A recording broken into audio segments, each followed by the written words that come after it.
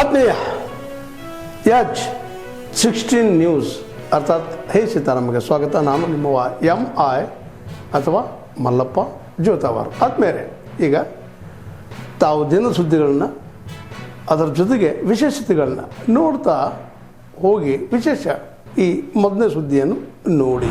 ಅಧ್ಯಕ್ಷರಾಗಿ ಒಳ್ಳೆ ಕೆಲಸ ಮಾಡಿದ ಕ್ರಿಯಾಶೀಲ ಒಂದು ವ್ಯಕ್ತಿ ಅವರನ್ನು ಪುತ್ತೂರು ವಿಧಾನಸಭಾ ಕ್ಷೇತ್ರದ ಅಧ್ಯಕ್ಷನಾಗಿ ನಮ್ಮ ಪುತ್ತೂರಿನ ಶಾಸಕರ ಮತ್ತು ಎಲ್ಲ ಬ್ಲಾಕ್ ಅಧ್ಯಕ್ಷರುಗಳ ಆ ಭಾಗದ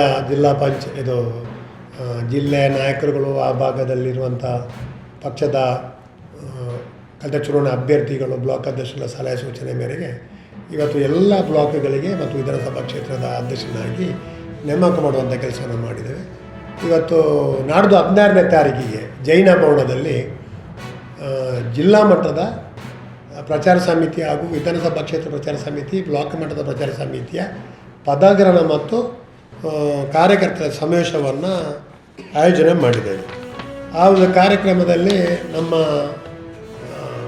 ಕ್ಷೇತ್ರ ಶಾಸಕರ ಅಂತ ಜನಪ್ರಿಯ ಶಾಸಕ ಅಂತ ಅಶೋಕ್ ಕುಮಾರ್ ರೈ ಅವರು ಉದ್ಘಾಟನೆ ಮಾಡಲಿದ್ದಾರೆ.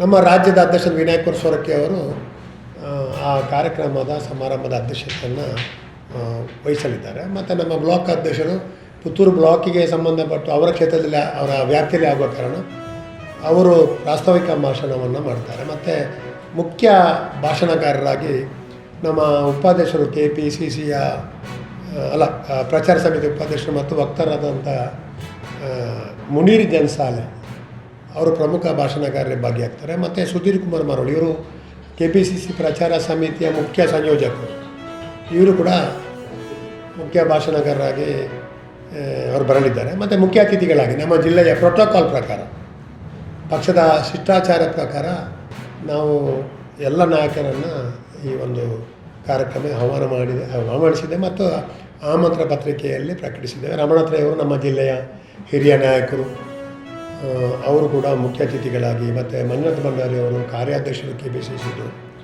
ಹರೀಶ್ ಕುಮಾರ್ ಮಾನ್ಯ ಜಿಲ್ಲಾಧ್ಯಕ್ಷರು, ಐವಾನ್ ಡಿಸೋಜಾ ಪೀಠವನ್ನು ಸ್ಥಾಪನೆ ಮಾಡಿದ್ದೇವೆ. ಅದರಿಂದ ಇಲ್ಲಿ ಮೊನ್ನೆ ತಾನೇ ತಮಗೆ ಷಡಕ್ಷರಿ ಸ್ವಾಮಿಗಳು ಮೂಲಮಟ್ಟದ ಸ್ಪಷ್ಟನೆ ಕೊಟ್ಟಿದ್ದಾರೆ. ಇದಕ್ಕೂ ನಮಗೆ ಯಾವುದೇ ರೀತಿಯ ಸಂಬಂಧ. ಅದೇ ರೀತಿಯಾಗಿ ಆಧಾರ ಚೆನ್ನೈ ಮಾಸ ಕೂಡ ನನಗೂ ಇದಕ್ಕೂ ಯಾವುದು ನಮ್ಮ ಫೋಟೋವನ್ನು ಇಮ್ಮಿಡಿಯೇಟ್ ಆಗಿ ತೆಗೀರಿ, ಯಾವ ಕಾರಣಕ್ಕೂ ಅದಿಲ್ಲ, ಅವರು ಪಟಗಳು ಮಾಡೋದಾದ್ರೆ ಅವರ ವೈಯಕ್ತಿಕ ವಿಚಾರ. ಇದು ಸಮಾಜಕ್ಕೆ ಬಂದಂಥ ಸಂದರ್ಭದಲ್ಲಿ ಯಾವುದೇ ರೀತಿಯ ಸಂಬಂಧ ಇಲ್ಲ ಅಂತಕ್ಕಂಥ ವಿಚಾರಗಳನ್ನು ನಮಗೆ ತಂದಿದ್ದಾರೆ. ನೀವೇನಾದರೂ ಸ್ಪಷ್ಟನೆ ಬೇಕಾದರೆ ನಾನು ಫೋನ್ ಮಾಡಿದರೆ ನಾನು ಸ್ಪಷ್ಟನೆ ಪತ್ರಿಕೆ ಮಾಧ್ಯಮದಲ್ಲಿ ನಾನು ಹೇಳಿದ್ದಾರೆ. ಈಗ ನಮ್ಮ ಉದ್ದೇಶಗಳೇನಂತ ಹೇಳಿದರೆ, ಇವತ್ತು ಒಂದು ಮಠವನ್ನು ಮಾಡಬೇಕಂತಂದರೆ ನಮ್ಮದು ಅನಾದಿ ಕಾಲದ ಆದಿಜಾಮ ಮೂಲ ಮಠ ಇದೆ. ನಂತರ ಮಾದಾರ ಚೆನ್ನೈ ಗುರುಪೀಠ ಚಿತ್ರದುರ್ಗದಲ್ಲಿ ಕೂಡ ಗುರುಪೀಠ ಮಾದಾರ ಚೆನ್ನೈ ಮಹಾಸ್ವಾಮಿ ಇದ್ದಾರೆ. ಇವರೆಲ್ಲರೂ ಸೇರಿ ಅಥವಾ ನಮ್ಮ ಹಿರಿಯರಾಗಿರ್ತಕ್ಕಂಥ KH ಮುನಿಯಪ್ಪನವರು ಇದ್ದಾರೆ, ಕಾಜೋಳ್ರವರು ಇದ್ದಾರೆ,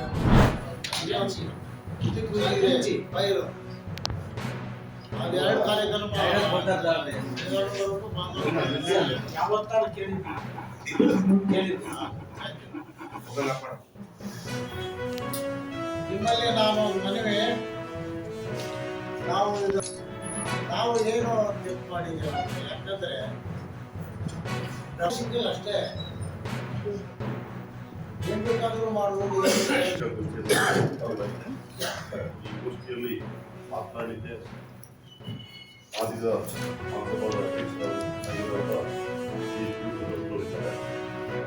ಉಪಾಧ್ಯಕ್ಷರಾಗಿರ್ತಕ್ಕಂಥ ಎಲ್ಲಿ ಮಂಗು ಬರ್ಕೊಂಡಿದ್ದಾರೆ, ಹೊಸಪ್ಪ ಉಪಾಧ್ಯಕ್ಷರಾಗಿರ್ತಕ್ಕಂಥ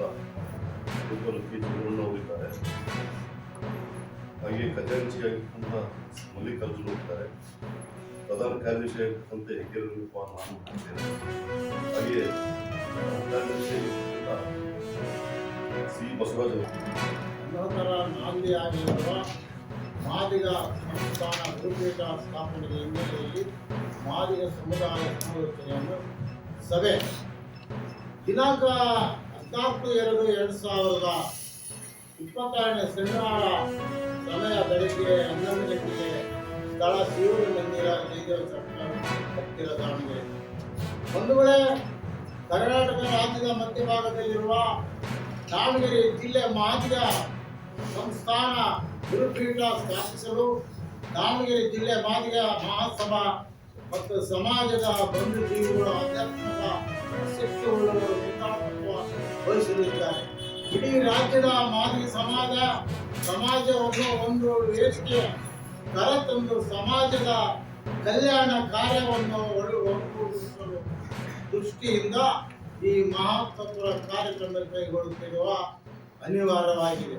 ಸಮಾಜದ ಮುಂದೆ ಅದೇ ಮಾದಿಗ ಸಮಾಜಕ್ಕೆ ಶಕ್ತಿ ಕೊಡುವ ಹಿನ್ನೆಲೆಯಲ್ಲಿ ಇತರೆ ಕಾನೂನುಬಾಹಿರ ಚಟುವಟಿಕೆಯಾಗಿರ್ತಕ್ಕಂಥ ಅಕ್ರಮ ಮಾಡಿರ್ಬೋದು, ಅದರ ಜೊತೆಗೆ ಸ್ಮಗ್ಲಿಂಗ್ ಇರ್ಬೋದು, ಯಾವ ಥರದ ಸ್ಮಗ್ಲಿಂಗ್ ಅಂದರೆ ಯಾವುದೇ ಥರದ ಸ್ಮಗ್ಲಿಂಗ್ ಇದ್ರೂ ಸಹಿತ ಮತ್ತು ಯಾವ ರೀತಿ ಮುಂಚೆ ಕೂಡ ದಾವಣಗೆರೆ ಜಿಲ್ಲಾ ಪೊಲೀಸರು ಭಾಳ ಚಾಕಚಕ್ಯತೆಯಿಂದ ಭಾಳ ಶ್ರದ್ಧೆಯಿಂದ ಕರ್ತವ್ಯ ನಡೆಸುತ್ತಾರೆ. ಅದೇ ಕರ್ತವ್ಯವನ್ನು ಮುಂದುವರಿಸ್ಕೊಂಡು ಹೋಗಿ ಇನ್ನೂ ಹೆಚ್ಚಿನದಾಗಿ ಸೂಕ್ತ ಕಠಿಣ ಕಾನೂನುಗಳನ್ನು ಕೈಗೊಂಡು ಎಲ್ಲರೂ ಕಾರ್ಯಪ್ರವೃತ್ತರಾಗಬೇಕಂತೇಳಿ ಸಾರ್ವಜನಿಕರಲ್ಲಿ ವಿಶ್ವಾಸವನ್ನು ಮೂಡಿಸುತ್ತಾರೆ. ಈಗ ದಾವಣಗೆರೆಯಲ್ಲಿ ಕೆಲವು ಪೊಲಿಟಿಷಿಯನ್ಸು ಡಿಪಾರ್ಟ್ಮೆಂಟಲ್ಲಿ ಇಂಟರ್ಫಿಯರೆನ್ಸ್ ಇರುತ್ತೆ ಸರ್. ಆ ರೀತಿ ಎಲ್ಲ ಬಂದರೆ ಯಾವ ರೀತಿ ನೀವು ಕ್ರಮ ತಗೊತೀರಿ? ಆ್ಯಕ್ಷನ್ ಕಾನೂನು ಎಲ್ಲರಿಗೂ ಒಂದೇ. ಕಾನೂನು ಸುವ್ಯವಸ್ಥೆಗೆ ಸಂಬಂಧಪಟ್ಟಂತೆ ಯಾವುದೇ ವಿಚಾರಗಳು ಬಂದಾಗ ಎಲ್ಲರೂ ಕಾನೂನಿಗೆ ತಲೆಬಾಗಬೇಕಾಗುತ್ತೆ. ಕಾನೂನನ್ನು ಹೊರತಾಗಿದ್ದ ಯಾವುದೇ ರೀತಿಯ ಇದಕ್ಕೆ ಈಡಾಗೋದಕ್ಕೆ ಖಂಡಿತವಾಗಿಯೂ ಅವರ ಸಲಹೆ ಸೂಚನೆಗಳು ನೋಡ್ಕೊಂಡ್ಬಿಟ್ಟು ಕಾನೂನು ಸುವ್ಯವಸ್ಥೆ ದೃಷ್ಟಿಯಿಂದ ಕಾನೂನು ಸುವ್ಯವಸ್ಥೆ ಕಾಪಾಡೋದಕ್ಕೆ ಸಲಹೆ ಸೂಚನೆ ಎಲ್ಲ ಕಡೆ ತೆಗೆದುಕೊಳ್ತೀವಿ. ಸಾರ್ವಜನಿಕರು ತೆಗೆದುಕೊಳ್ತೀವಿ, ಅದರಲ್ಲಿ ಸಾರ್ವಜನಿಕರ ಜೊತೆಗೆ ಎಲ್ಲ ರಾಜಕೀಯ ಜನಪ್ರತಿನಿಧಿಗಳು ತೆಗೆದುಕೊಳ್ತೇವೆ. ಆದರೆ ಕೊನೆಯದಾಗಿ ಕಾನೂನನ್ನು ತಿರುಗತಕ್ಕಂಥ ಕರ್ತವ್ಯವನ್ನು ಮಾಡ್ತಾ ಹೋಗ್ತೀವಿ.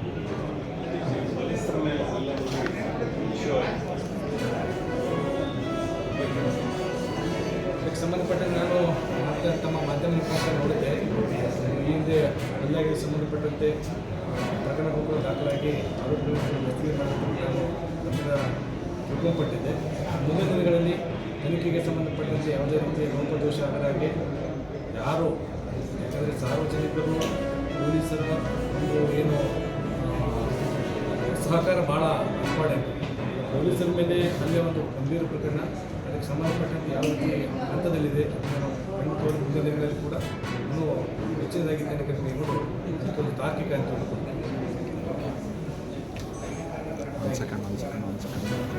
ತಾವೆಲ್ಲ ಇಲ್ಲಿವರೆಗೆ ಸುದ್ದಿಗಳನ್ನು ನೋಡಿದಿರಿ, ಜೊತೆಗೆ ವಿಶೇಷ ಘಟನೆಗಳನ್ನು ಸಹ ನೋಡಿದಿರಿ. ಅದು ನಿಮ್ಗೇನು ಅನ್ನಿಸ್ತು? ನಿಮಗೆ ಲೈಕ್ ಮಾಡಿರಿ, ಶೇರ್ ಮಾಡಿರಿ, ಕಾಮೆಂಟ್ ಮಾಡಿರಿ, ಜೊತೆಗೆ ಸಬ್ಸ್ಕ್ರೈಬ್ ನಿಲ್ಲಿಸ್ಬೇಡ್ರಿ. H16 ನ್ಯೂಸ್ ಅರ್ಥಾತ್ ಸಿದ್ದರಾಮಯ್ಯ ಸತ್ಯದ ಕೈಗನ್ನಡಿ ವಂದನೆಗಳು.